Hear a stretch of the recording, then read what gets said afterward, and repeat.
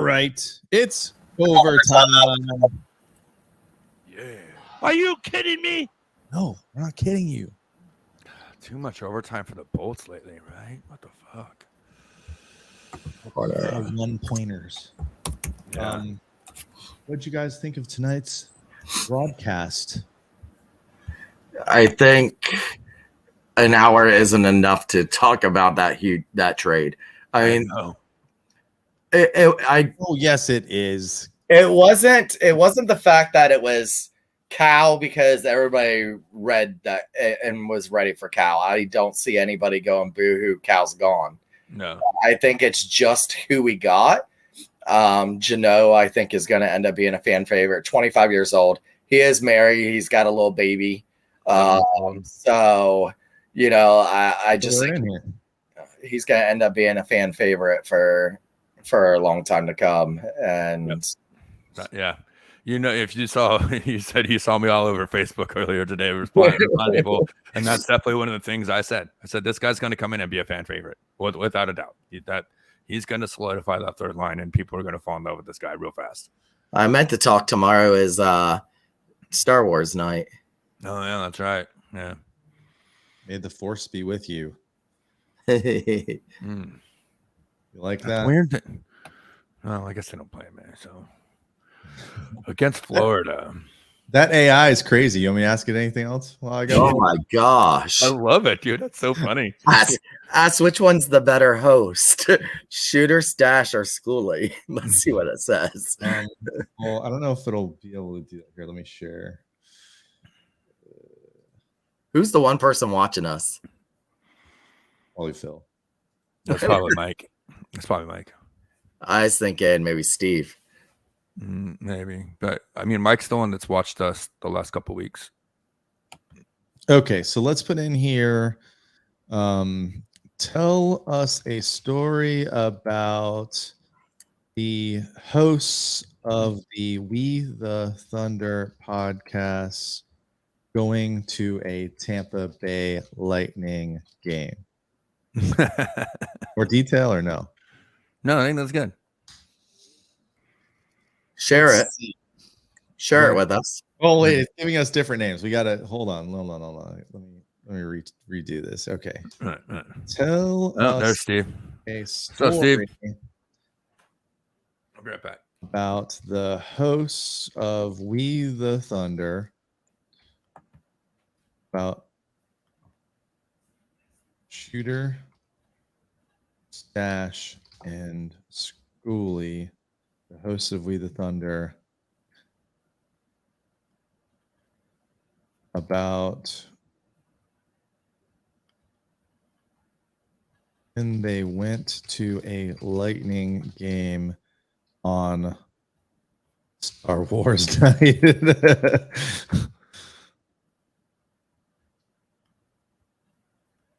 Work. All right, let's see what we got. Ooh, it's really thinking about this. Shooter, Stash, and Schoolie, the hosts of We the Thunder, were excited to attend the Tampa Bay Lightning game on Star Wars night. They had their favorite Star Wars costumes on and were looking forward to see the Lightning play against their rivals, the Boston Bruins. That ain't okay. Number one, no, Stash isn't allowed at a Boston Bruins game. Number two, that's not the Star Wars game. No, but that's okay. That's okay. It's trying. As they arrived at Amalie Arena, they were welcomed by the sight of Star Wars characters walking around the arena. There were stormtroopers, Darth Vaders, Jedi Knights, and even Chewbacca. Oh. Shooters, Schoolie, Thomas, and Shooters, Stash, and Schoolie were ecstatic and took selfies with every character they came across. That's Schoolie's right there. Once they got to their seats, they put on their headphones and started preparing for their live broadcast at our seats. That's awesome. Stash is going to be the play-by-play commentator. Stash is the play-by-play. Color commentator, and Schoolie, the analyst. They were all excited to bring their unique perspectives to the game. The game started with the Lightning taking control. Oh my God, we're going to get the whole game here? Yes, we are. And the crowd went wild. Stash was providing a detailed description of each play, and Shooter was adding his expert analysis. Schoolie was keeping an eye on the stats and providing his insights on the players' performances. As the game progressed, the Lightning took the lead and the crowd went wild. The Star Wars characters in the arena also got in action and started cheering the Lightning. Even Darth Vader was seen doing the Bolt hand gesture. Is that What's that? I don't know. We gotta Sultan. I guess we better make one by tomorrow. and have the Bruins come play. Yeah, Right. The Bruins were exchanging blows. The crowd was on the edge of their seats. So were us. With just a few seconds left in the game, the Lightning were up by 1 goal, and the Bruins had the power play. The tension in the arena was palpable. Wow. Shooter Stash was providing a play-by-play description of the final moments of the game, and Shooter was analyzing every move. Scully was on the edge of his seat, hoping the Lightning would hold on to the lead. The final horn sounded, and the Lightning had won. They were ecstatic, jumped out of their seats. The crowd was chanting, "Go Bolts!" Star Wars characters were doing the bold hand gesture. They kept fucking doing this. Sultan. As they made their way out of the arena, they were stopped by a group of stormtroopers who asked for a selfie. Happy to oblige. It was a night to remember. They had witnessed an epic Lightning victory on Star Wars night, and the experience was one they'll never forget. So Stash, it must have been listening to us because I just said we didn't mention it in Star Wars, but it says it was against Boston, and I said, well, number one, you're not allowed at a Boston game. Nope. Nope. Yeah. No, not at all. Absolutely not. You ask anything else? I'm gonna have to watch playoff games from Thunder Alley. I don't know what else. What else should we ask it?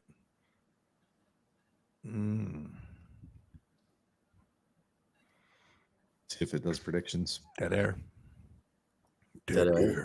Oh, so I think I found something for you to reach out to, Shooter, because you're better at reaching out to these people.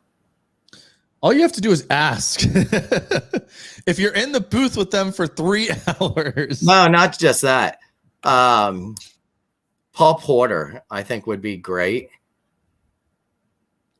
Okay. How do I get a hold of him? PAannouncer1@yahoo.com. You're gonna have to message me that. Steve's asking about the rat. I had saw on Twitter when I was on there checking out when somebody mentioned it that he was back in the lineup within like 20 minutes. He was up. Okay. Didn't look that bad to me. I mean, that was totally different from the game. Got stepped on and the blood's flowing. Like I didn't even see blood on him. No, and where there. And where it caught him, it looked like it was just above the laces, honestly. So it might have there's that little crease, where like the ankle is. I might have just hit that perfect place and maybe got him a little bit, but yeah, it didn't look nearly as bad as the other 2 incidents so far this season. Let's see. I guess I should have teased that we'll say who's coming on the show next month. On the after show. Yeah. And that's going to be next week is JP Peterson. JP Peterson, the busiest man in town, bar none. That's the 6th. The 13th, Sonia Bryson Kirksey. No, wait, I did that backward. Right? Kirksey Bryson? No. Hopefully. Sonia Kirksey Bryson. Well, you better lock it in. I'm going to try. She was singing at the Yankees game tonight. On the 1st, I'm posting it. The 20th is Tyler Moss from USF Hockey and also Vinnick Sports Group. By the way, we can swap if Sonia needs to swap. And the 27th is strategically being left open. Hopefully, someone big is coming. So, got some guests lined up. We don't always have to have guests, Steve. Don't complain. Just picking on you because you're the only one I see here. Does anyone want to see how I edit the podcast? No.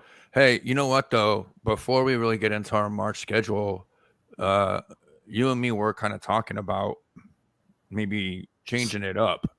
Do you not want to explore that option? Do we just want to stay on Mondays, or do we want to talk about maybe going to Thursdays for post games going into the postseason? I would say. I mean, I know it's something you and I were talking about because we were talking about creating, doing our show again and trying to see what nights work better for everybody involved. And we were saying that we felt like our numbers are down because we aren't doing post-game shows this year. So it would give us a little bit of boost going into the postseason. But at the same time, if we're good doing Mondays, I'm not trying to change it for the sake of change either. And if we already have guests lined up, then that's what it is. Since we have guests, there's only about 6 or 7 shows left. We might as well just keep it going. Yeah. Now I would do some of these watch along things. Yeah. If you want to on Thursday, I'm usually pretty open. So yeah. But I think there's 6 Mondays left of the regular season. Yeah. And by the way, Greg Wolf's already lined up for the last week of the season. Yeah. And the only reason I brought it up is because we literally play every Thursday for the rest of the season as well. So if we change to Thursdays, we would literally be doing a post-game show every week. So that might be just too late anyways, right? And it would be hard to get the guests because all of them are usually at the game. Right. And that's why we changed this year from being post-game show to because that way we could have a better opportunity to get the guests. So it's like 6 of one, half as the other. If we want to have guests, we got to kind of keep it on a non-game night. But we seem to get better numbers and better reviews whenever it's a post-game show. So have we reached out to Jay at all again? Oh yeah. I was gonna follow up with him tomorrow. I was just still a little beat down today. Yeah. The other thing to check with Jay is if he's doing any post-game stuff, because he might want to come on some of our shows for the playoffs. Because I don't think he's doing any post-game right now. No. I don't think so either. Tell him home games. I'll be down there at the arena. He can just come find you in the bush. Yeah. Yeah.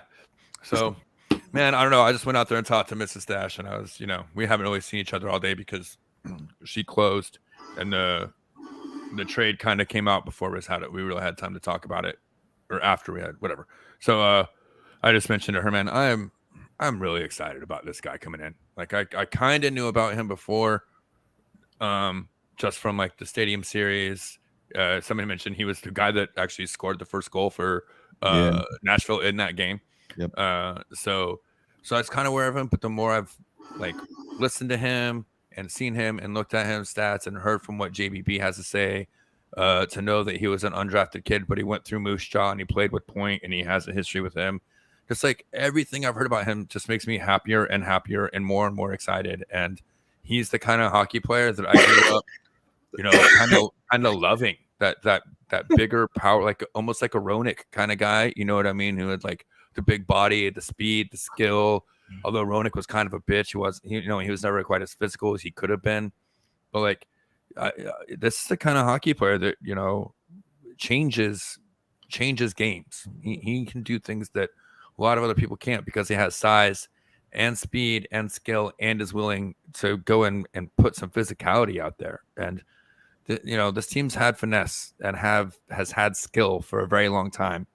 And it's been gritty. We've seen that the way they play in the playoffs. They play fierce, they play tough, but they've never been a very scary physically team. They've never scared anybody physically, and I think in the regular show tonight, some people were talking about maybe someone to play for Bogosian. Personally, I think Bogosian's been playing absolutely great hockey lately. Out of some of the guys that haven't been playing good, Bogosian's been playing better. He's been playing more physical. He's been stepping up and putting some hits on guys. Sergachev is starting to get a little bit more physical too, So I think if we have another guy that comes in, he can kind of rally some of these other guys that are borderline physical players to be a little bit even more physical than they already are.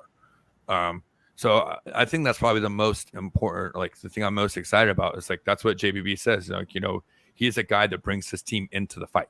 Like he's not just out there fighting for himself just to get glory or go be physical or be a goon. No, he does it and he brings his team in along with him and he makes sure that they're feeling it too. And that you can't have, you got to have a guy like that. I mean, I know we've done it without necessarily that guy, but on this team, I think that's the new key to getting another cup here for this current group of superstars. But what about the draft picks, man? I just saw this tweet and I think it's funny. It says, is anyone talking about how all those picks weren't all for Jeannot? some of those picks were for Nashville to take Foot. Yeah. Absolutely, dude. Three were to take Foot, and two were for right. The first and second rounder were for them to take Foot. Yeah. The fourth, fifth, and sixth for fucking Jeannot. And then this one about the Rangers. New York Rangers are a graveyard where washed-up players go for their careers to die. Hollick, Drury, Redding, Gomez, Naslin, Richards, Gaborik, Nash, St. Louis, and Tarasenko. Only fitting for Kane to go there. Wow. You know, I don't know why. I mean, I know why you go for Kane. If you can add Patrick Kane to your team, you add him. But they're needing defensive help right now. I was going to say they're just going to be offense, and goaltending. They've been hanging Igor out to dry. Yes, exactly. He's allowed 4 on him the last 3 games. Listen, if people will start talking about Vasi being off, he's still second in the league in wins. Okay, he actually might not finish in first or tied for first for the first time in 4 seasons, but he's still second. He's still up there. His numbers have come down or gone up, however you say it. But from where they were, his numbers have leveled out, and he's up there in the top of the league in saves and goals against. Shesterkin, no, he has not had even close to the season he had last season, and it's because they aren't playing the same hockey in front of him. Period. I mean, Olmark's gonna win the Vezina. Oh man, hands down. And he deserves it in the league. Don't get me started on that shit, dude. Because Foco bobbles in that All-Star skills competition, couldn't score a goal worth of shit. Yeah, I know. He swishes it. Right. Don't get me started though. Foco pops, dude. Foco bobbleheads already came out with a pre-release bobblehead of him scoring that goal. Still nothing for Stamkos getting 500 goals, 500 assists, or 1,000 points this year. Still not a bobblehead for a 1,000-point player. And I got screwed when they released the reverse retro series of all the teams. They did the Hedman one. I ordered it, and then there was a problem with manufacturer, so they canceled it, and they're not bringing it back. So I'm like, dude, I'm so tired of our market being overlooked by some of these, merchandise companies and shit. We don't get nearly the cool shit that a lot of these other markets do. Some of it is the Lightning is very stingy with their trademark. Yeah. They are one of the biggest assholes to deal with. I mean, I already have a Stamkos bobble sitting right there. They clearly have the ability to make a shitty looking Steven Stamkos. That's Fanatics bobblehead. No, that's from Foco. Oh, is it? Oh, that's right. It was. That's Foco. Yeah. All of my bobbleheads are Foco because they're actually good. They are good quality. I that like Cooch them. one's the best. the Funko Pop one. Huh? Yeah. That's my first Funko. I like it. Yeah, it came from the Swagmobile. There you go. Always ready. You never know what's in the Swagmobile. Stash got so high, he was just. I just manifested it. I just manifested new swag. They're multiplying. Well, the 2 bobbleheads had sex and made a pop. I think I must have got high and fed them after midnight. They got on that cart. I forget there was something else I had. There was something else I had in my car, but it would have took up half your wall or something. I was like, no, you definitely noticed that. And then I was it's a premium in here anyways. And then I was like, we could just redecorate this whole damn thing. And be like, no, you got so fucked up. You came in here and did that. That's funny. And the 2 autographed pucks I had in my car were Hagel and Point. And that's so funny. He's got them both. Already got him. So I can't even leave him a puck behind. Of course. No, I like it, dude. I appreciate it. That was very cool of you. Who the fuck drives around with a Braden Point and a Brandon Hagel signed puck in their car? Me. I'm like, Schoolie in the Swagmobile. I'm like, what is this? And I was like, oh, that's an autographed puck. Who's that autograph? Oh, Hagel. MBD. And then I look and I find another one. I was like, who's that one signed? Oh, that one's signed by Point. Oh, he's got both of those. Yeah, well, that was very sneaky of you, and I very much appreciate it, man. I'm really glad that you and Jody made the trip up here. It was great having you guys here. Yeah, it was fun, and it was funny because Jody's like, "Are you gonna go?" And I was like, "Yeah, I plan on it. I think I just have to see if it all works out." And then I was like, yeah, I'm going to go. And then you were like, because Steve's here. So Steve, when we went to the game with Steve, me and Shooter were talking about it. And Shooter's like, Steve, you're going. And Steve's like, I can't. I have my daughter's birthday party. And then I get to the house and Stash is like, oh, shit. I meant to ask Steve and all the Thunderbolts people. And I was like, no, Shooter did invite Steve. But I know that like the day before you said about the regulars of Thunderbolts, but I was just like, it's too late of a notice, which is kind of worked out perfectly because you had more than said was going to come show up at your house. Yeah. Which is a plus because usually you always have less than who says they're going to come. Never at my house, bro. It's always more. You wouldn't have, you just had enough brisket as it was. You would have been without eating again. That more people showed up. I was kind of pissed about that. Yeah, I didn't get the third flat in time for it to. I mean, it just stalled on me for. I mean, it was ready as soon as everyone was done eating. Like I pulled it off. Okay. So, but yeah. And again, I'm the worst about shit like that. Like I make these huge events and then like I plan. And I'm not trying to sound bougie, but we all know that I already am. So like we have a garage fridge, but it went out on us like around Thanksgiving. And we've been kind of lazy about replacing it just because we don't want to like buy a full price fridge just for the garage. That seems really bougie. But at the same time, our indoor fridge is like, it's a good size, but it's also like, it's hard to put like big pans, or if you're prepping for a party to have people over, it's hard to like cook ahead. You know what I mean? Which is what I really like to do. So, you could have brought the 5 teenagers. They would have brought in. Yeah, we had a bunch of kids up here too. It was a madhouse. But yeah, so I didn't really get to cook ahead. So I kind of get in the kitchen anyways, but I was definitely in the kitchen more than I wanted to be on Saturday. But I know everyone had a great time, and that's all that matters, man. I love cooking good food for good people. And like I said, I've lived here for 20 some odd years, and I've lived in Largo and Brandon and West Chase and up here. And like, I have little circles of friends all over Tampa Tampa Bay that I don't really get to see that much anymore. So it's like, that's how I really do have to cherry pick from each group. And I feel bad because like, I try not to promote it outside and be like, hey, I had this big thing. Sorry you weren't invited. You know what I mean? But I used to throw my own birthday party because I had different groups of friends. And if I let one person do it, then they're only going to, invite that circle.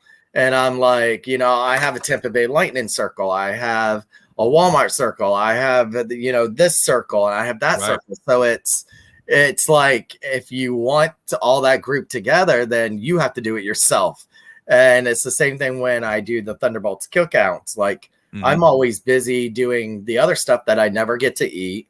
I never get to really enjoy going and talking around with the people unless they come over to me and stuff like that. So the good thing with yours is people were in and out all day long. So you got to, you had those. I still get the whole core bar, and everybody was coming in and chit chatting. Yeah. Yeah.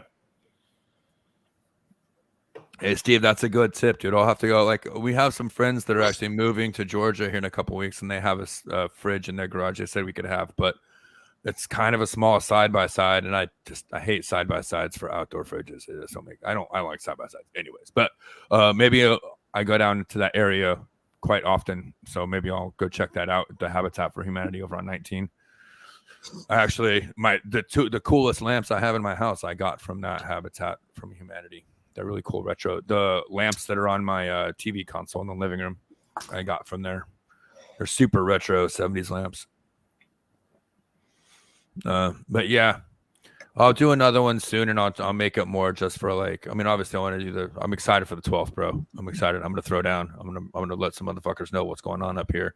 But yeah, I'll do another one here, probably like maybe like an end of the season one, and make it more for like Shooter and the Stat, or We the Thunder fans, you know what I mean? And it's like, or the Thunderbolts groups or whatever, like Thunderbolts and Sticks of Fire or something like that. And maybe we do like a neutral. Oh man, I don't feel so bad now. Thank you, Steve.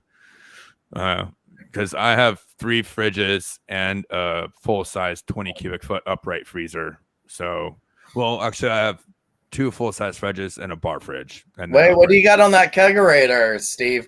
And when are you doing this? When are you doing this? This boil? Because now that you got a kegerator, now I'm even more intrigued to come. Yeah, It's not full of Diet Coke. hey, he was drinking Bud Lights up here on Saturday. I did. I saw him having some Grandpa's cough medicine. Yep. Actually, I told her to grab either Mick Light, Miller Light, Coors Light, and she's like, "Well, you're gonna be drinking them. We'll get Bud Light." I was gonna get some liquor, but then I decided I didn't know how soon it was. Huh? I said we usually always have plenty of that. I just didn't know how soon everything was going to be going and when we were going to need to be going. I was going to need to be driving and stuff like that. Yeah. Yeah. Well, 16 cubic chest freezer. Nice. Nice. Chest freezers are nice, but I like my upright one's awesome because it's an upright and it just goes right next to my other fridge and it just takes up the right perfect space in the corner of my 3-car garage. But when you entertain like I do, you can't never have enough fridge space, you know. And I like to cook a lot too, so you know, it's hard to have like a fridge of regular stuff and then like ingredients. And I cook for like it's just me and Hunter and Nikki here, but my sister's family is 4 people and they come over all the time too. So, oh, nice Blue Moon and Kona Big Wave. I can get down on that. No. Nice. Those are like my old school Rays beers back when my wife and I first started dating. Those were pretty much how we really kind of fell in love was going to Rays games together. And we would go get a 6-pack of Blue Moon and a couple of pub subs and we'd sit on the tailgate of my old Ram and we'd kick back some Blue Moons and crush some subs and then we'd go in and either drink Kona or Blue Moon inside the stadium there, man. Those are the days, man. That's like 06 or 07 and 08. That 08 season actually was like that fairy tale. It was kind of funny because it's like that fairy tale Lightning season when they went to the World Series. And that was kind of like my wife and I's courtship and our engagement. Like we got engaged in March of that year and then we got married in October. And unfortunately, the Rays go to the World Series right as I'm getting on a plane to go to fucking Italy for 9 days. And I missed the entire World Series because I was in Italy. So I didn't get to go to a World Series game. But no, I know, but still. But yeah, that's good stuff, man. Brings back good memories. Oh, Blue Moon. Yeah.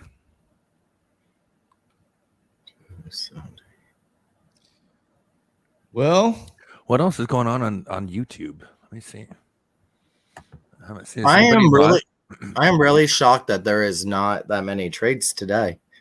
There was a flurry of them yesterday. Yeah. Well, yeah. Now that the Lightning kind of screwed it all up for everyone. Well, it said now the asking price is going to be so much higher for everything because of the Lightning. That's what we didn't talk about was how they just reset the whole market. Yeah.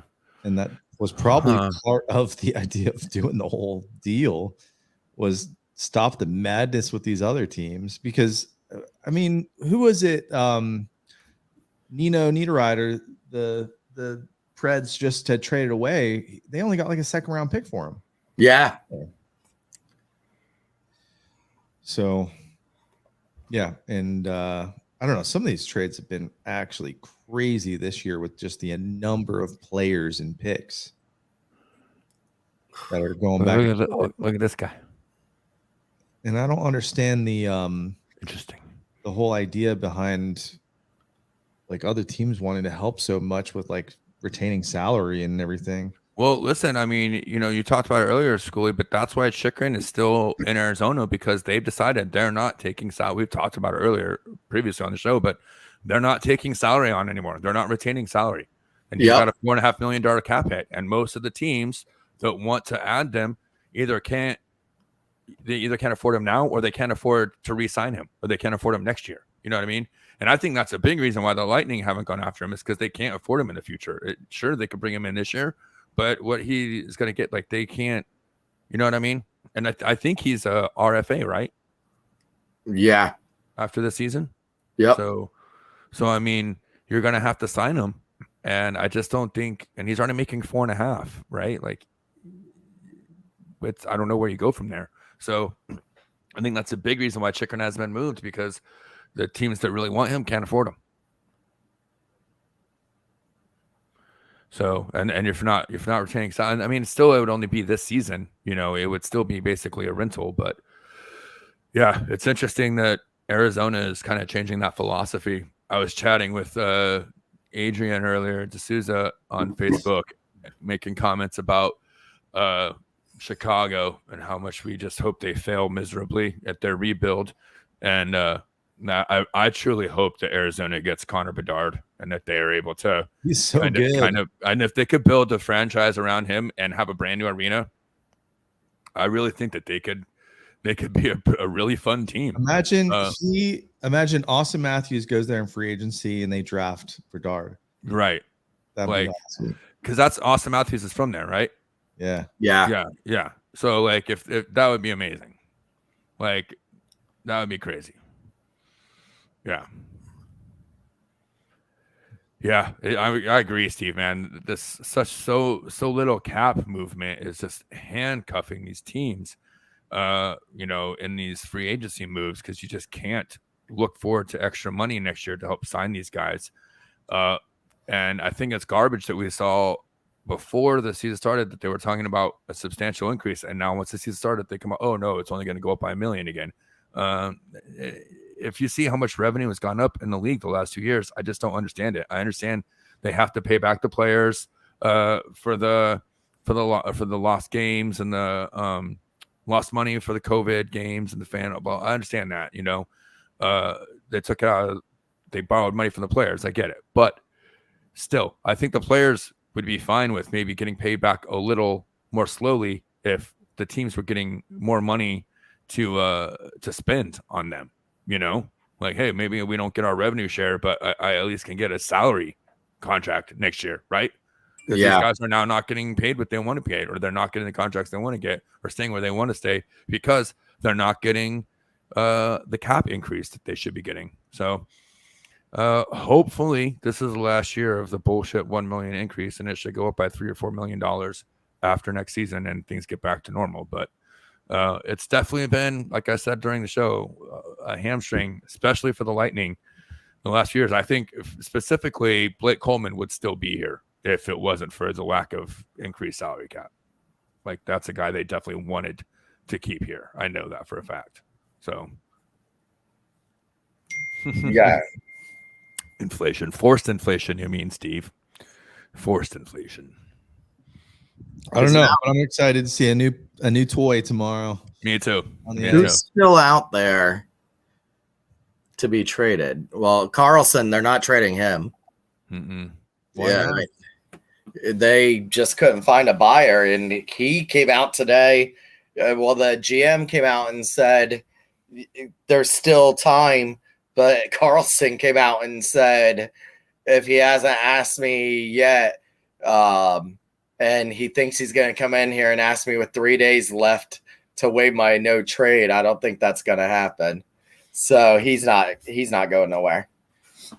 Well, and bro, the dude makes $11.5 million. I know. You didn't think they'd go for like, hey, we'll send you Calfoot, throw in Vlad, and you keep $9 million on the salary. The contract. Forget this year. The next 5 years.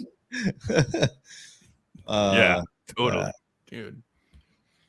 I'm just saying that was the worst contract. Look, people are talking about. Like, I saw one person literally say on social media today that this trade was the worst trade in the history of professional sports, which I'm like, this has to be a troll post. Like, there's no way this isn't a reaction post. You're just trying to get people to like freak out, because that's just ignorant, right? But that Erik Karlsson contract, ouch, right? Ouch. Well, he's been good this year. He's probably gonna win the Norris, right? He's 13.9% of their entire fucking salary. That's insane. But he's definitely Yeah, I mean, he's probably gonna win. Yeah. worthwhile. But he's had a bad couple of years since he's been injured. Yeah, he's had some really bad injuries. You know what I mean? It was just because he was playing really well when they signed him, for sure. Did you see where Boston reneged on that deal with Columbus? No. They had agreed to take Garsloff from the Blue Jackets, and they said, hold on, let me think about it, and then went to Washington and got Orlov. Wow. So Columbus is pissed. Wow. I mean, you can't do that. They didn't sign it. So the GM came out and said, I thought we had a deal in place. I mean, they held him out and everything. And well, you thought, like, bub, get the paper signed. So let's see. The players in that signature. The players left now is, let's see, Kane. He said he's only going to waive it for the Rangers. Chikarum, Gavrikov, which he's kind of cheap. If the Lightning can find a way, but it would just be a rental unless they can find a way to. I mean, he's $2.8 million. Yeah, I mean they did look. It's not JVV's favorite move, but they did do it with who was it? Who was here for the first cup that was only here for that year? Shankirk? No, because no, the other veteran guy. God damn it. Bogo. Savard. Yeah. Savard. He was just here that 1 year. He was literally just a 1-year rental player. So we signed him at the trade deadline, and he only played, and he signed elsewhere that in the postseason, in the offseason. So it's not unheard of. And if they think that's the one piece that's going to get us a cup this year, you know, I could see. Thank you. I knew it was Savvy. I couldn't, like, I always forget his name because it's like 500 other players kind of have similar names. So, yeah. So TSN's board is Kane, Chikarum, Gavrikov, Shen, Van Riemsdyk, Lars Eller, got to be here. Susie. I don't see them picking up any of those defenders except for Shen, and they're probably not going to do that for his contract. No, and I don't also think that he's that much of an upgrade. No, either do I. I don't. Well, I mean, he's got some playoff experience. He can hit. So obviously they're looking to get a little bit tougher. Yeah. Bukestad is cheap, but he's the center. We don't need that. Yeah, last thing we need is another center. They need a defenseman with some speed. They don't necessarily need these big guys. They need a guy that can skate. Yeah. Kolikov from Anaheim. He's $2.2 million. That's a possibility.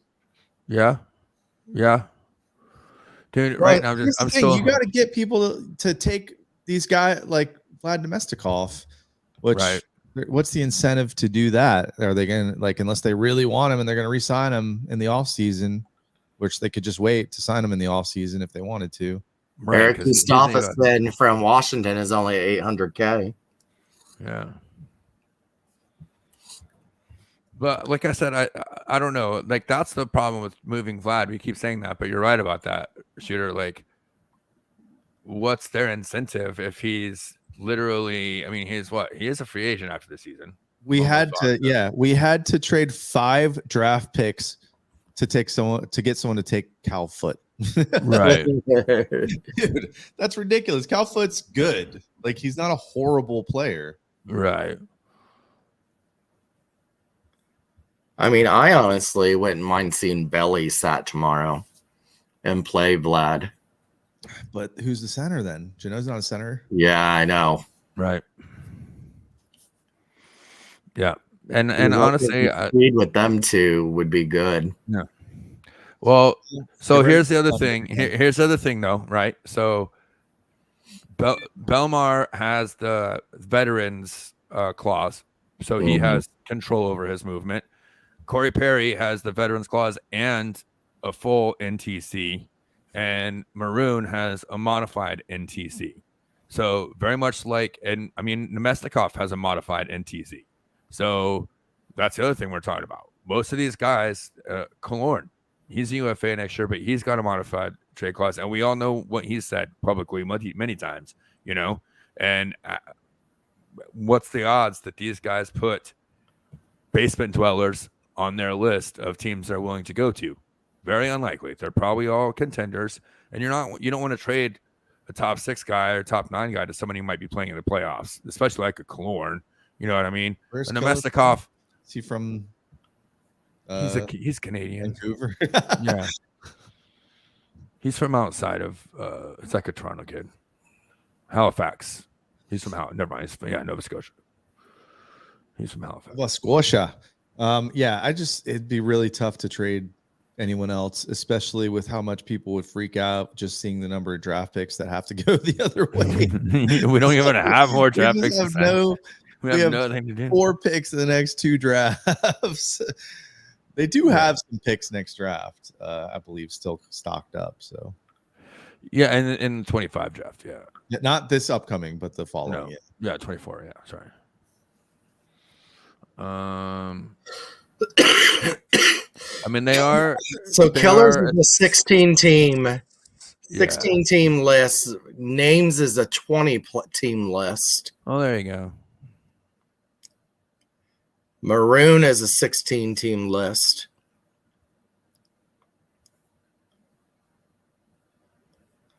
Yeah, I forgot I could hover and see that. These veteran players. I mean, some of these guys, they're only $1 million. Retire.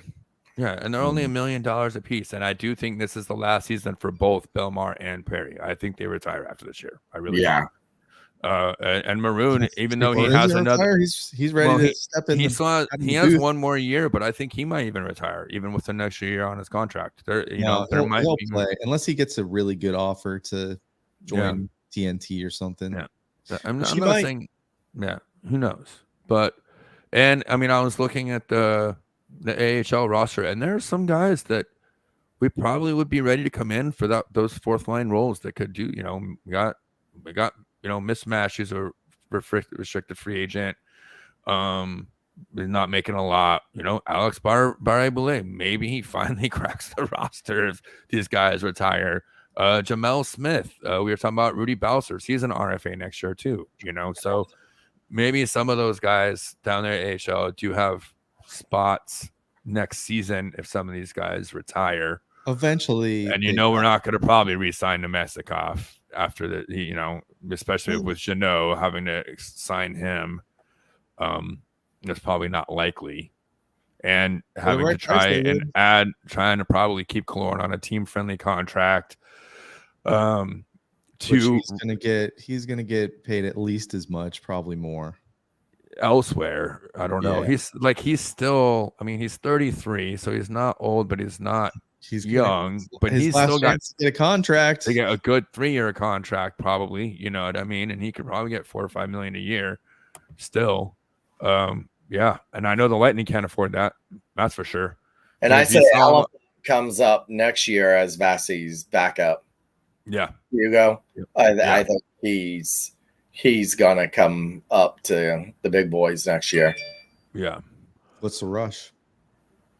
Well, he's making about the same as Moose is, and Moose is a UFA next year, and I mean he's done well here, but I think it's about time to see what we got out of Hugo and see if he can be a good backup for a few years, and then maybe move him. Or I think it's going to be the Bish Vasi thing. Now go ahead and get Hugo up here and learn from Vasi. Exactly. Yep. Yeah. I mean, he's only 21. Yeah. So if he could spend 2 or 3 years as a backup to one of the best goalies in the NHL, I mean, I might try and give him maybe 1 more year, and then see how he does with his RFA contract, and let him play out that first contract.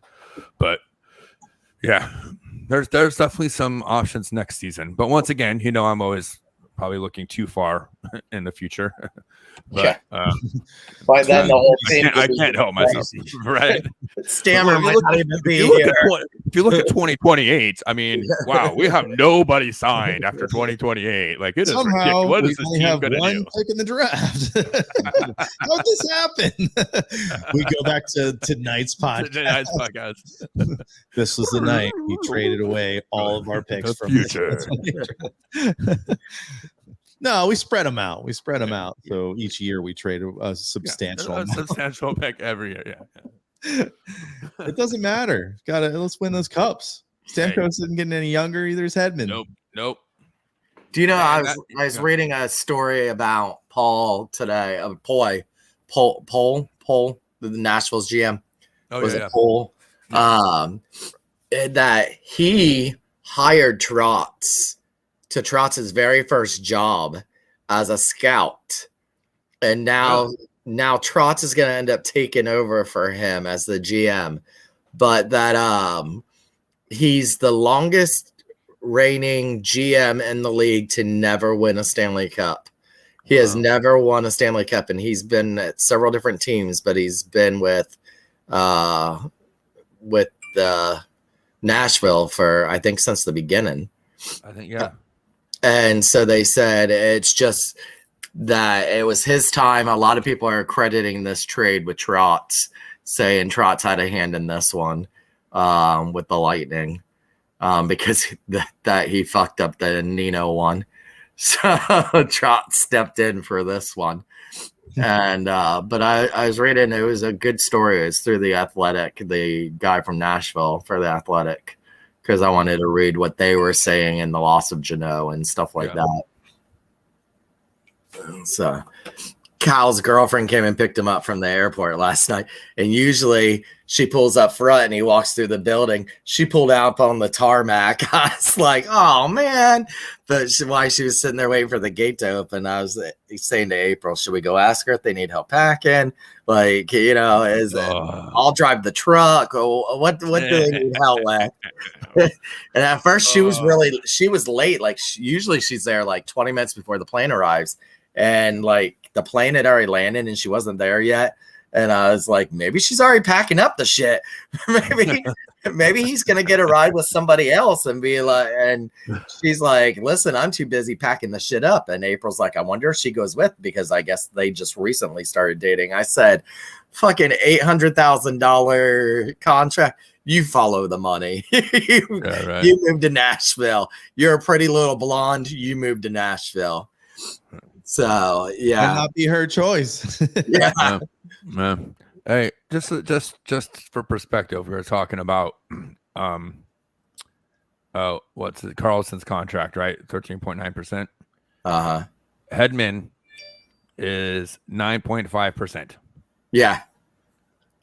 Point and Kucherov and Vasi, all three are at 11.5%, which this will change a little bit next season too, as the contracts go up for Sorelli and Sergachev.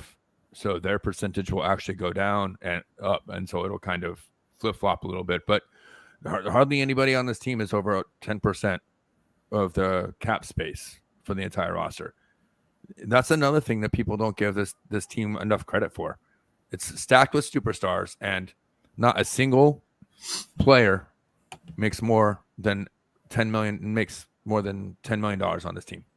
$9.5 million is the highest contract on the team. That's because it started with Stamkos when he took the lower contract, and then Hedman was next up, and he took less than he needed to. And then everyone else has followed suit, because those were the two guys that really.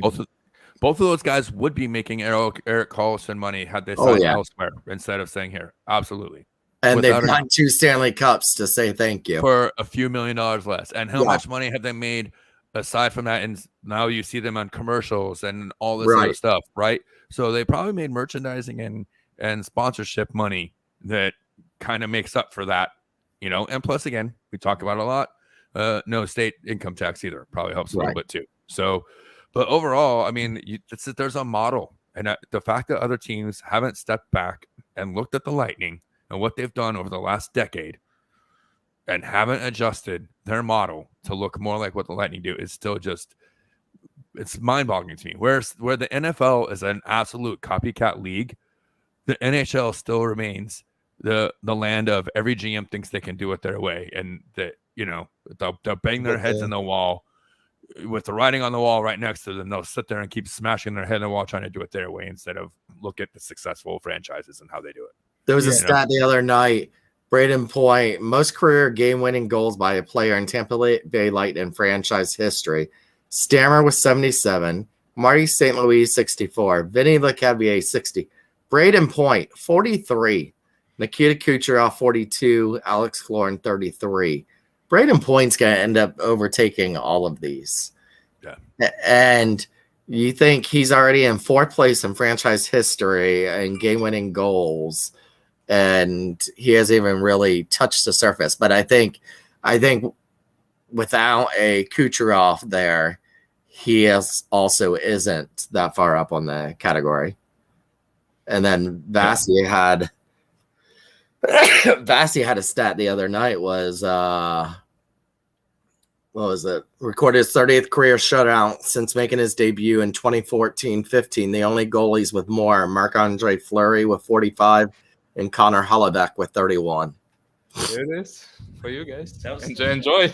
There you go. Thank you. I did enjoy. That's what I play in my head after every great save. Yeah, me too.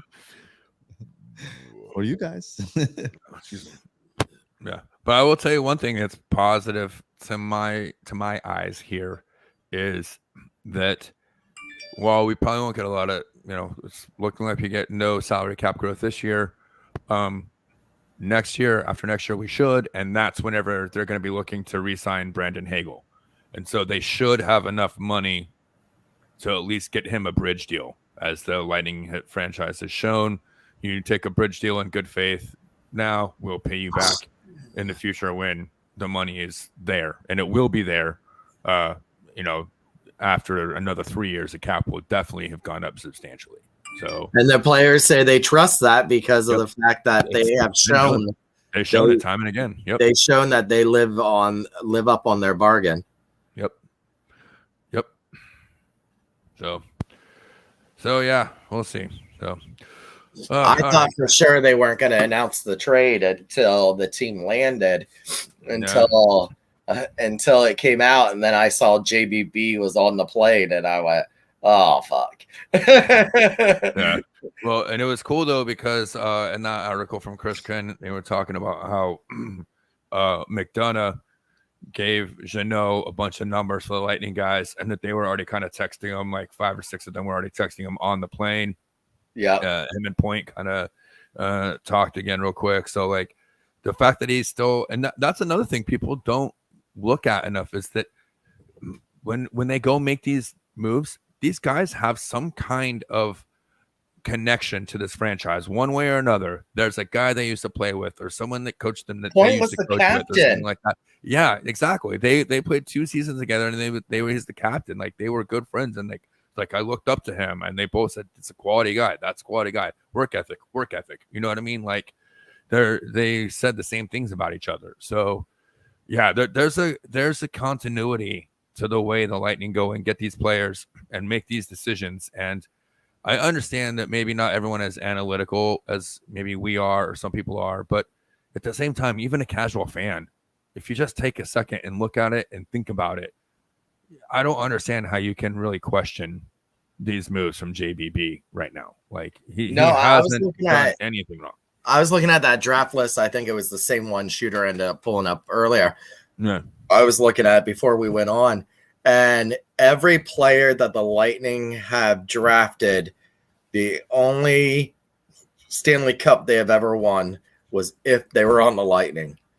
There were several players that have still played in the league: Gudas, Druin, Verhaeghe, Marchessault. All of them have been, on, but none of them have won a Stanley Cup except for with Tampa.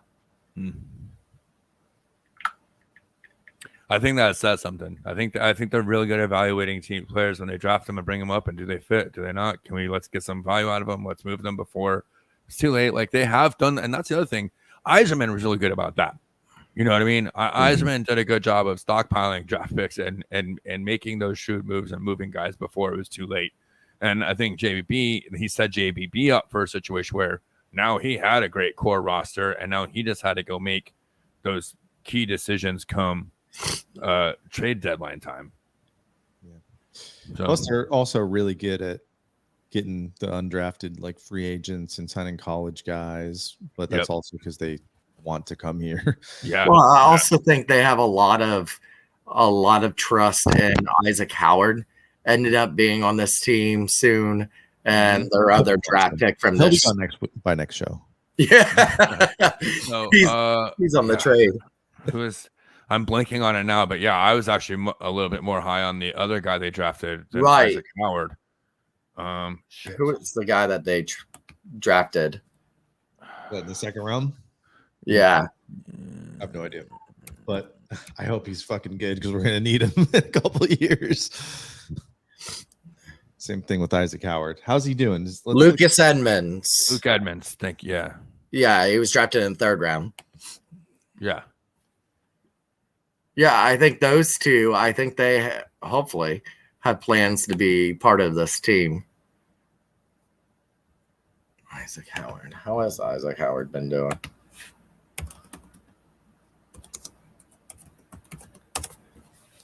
You call him Ike? University of Minnesota. Last 10 games, 3 goals, 4 assists. So 7 points in 10 games. AKA Ike Howard. Thanks for the AKA. But he's not even in Syracuse though, right? No. In Minnesota. He's not signed. Oh, he's still at the college. That's right. He's finishing his college. Which, again, I'm a huge fan of that. Like they've gone out and found a couple guys like Killer and now Perbix that have gone the college route, and I feel like those guys are a little bit more seasoned and ready to play when they come to the league than guys that go through maybe the juniors and AHL. He's played 30 games, 5 goals, 9 assists. Yeah, he's not doing very well at University of Minnesota compared to like his previous kind of stops on the national team. No. Junior. He's a -14. But I don't know if Minnesota is playing that good either. Minnesota Duluth. Oh, that's right. Yeah. See, it's not even the Gophers. Yeah, that's right. So, yeah. Well, it's an adjustment too. You know what I mean? It's his first year there, right? He's getting traded. Yeah. He's getting traded. Somebody says he's getting traded tomorrow. Trade the rights. Him and his Don Johnson outfit. Yeah. So, all right, guys. I'm gonna call it a night. Yes, sirree. It's getting a little late. Thanks for If anyone's out there stuck around. Appreciate it to, tickle our fancy of thinking that we have anything worth fucking talking about. Really appreciate it. Are you kidding me? Thank you, Espo. Yes. Now go listen to Espo on Block Party. I always wait. Listen, because of how we do our show, I'm just much more of a fan of watching it than listening to it. So True. I always wait for the video to come out and I watch it. So, True. And by the way, if you guys, I know there's only 3 or 4 of you guys watch right now, but if you haven't watched all the episodes of the Block Party, especially since Greg Wolf got on there, do it. They all have been amazing. There's a great rapport between him and Coburn. Yeah. And Coburn has a great rapport with basically everyone that comes on because of when he played for this team and the duration he played. And he was like in this like kind of like transition period, you know what I mean? So he played with some of the guys that aren't here anymore. He plays with some of the guys that are still here. Well, even the one with Paul, it was from when they were in Ottawa together, and that one was good. Right, exactly. Well, hey, listen, I told Greg today, so Greg's going to be the last guest before the playoffs start, so the last guest of the season. Yeah. And I told him we're going to rank our favorite episodes of Block Party when he comes on. Nice. None of them are being hosted by Seth. I can tell you that right now. Some of mine might. I'm saying mine personally. None of them How will are we be. gonna do that? Are we all going to come together and decide our favorites, or I don't know. We should each do our own, like top 5. We should do our own top 3 or something. Or 3, whatever. I was to say, it was top 5 for each one of us would really be dragging. That'd be an hour along, just the 3 of us talking about. Yeah, it'd be an hour of me just talking about 5 episodes. So, and then we should ask him his top 3. What his top 3 interviews or his guests this season? Yeah, that would be cool. So I mean, one of them's got to be Pointer because nobody's ever had Pointer. Finally, they finally got him in there. Yeah, I didn't even. That was a good one. That was a good one. Yeah, he finally woke up to do a show. Yeah, that was the first thing they said too. So, all right, guys, I'm out of here. Yeah, have a good one, guys. All right, see you. Adios.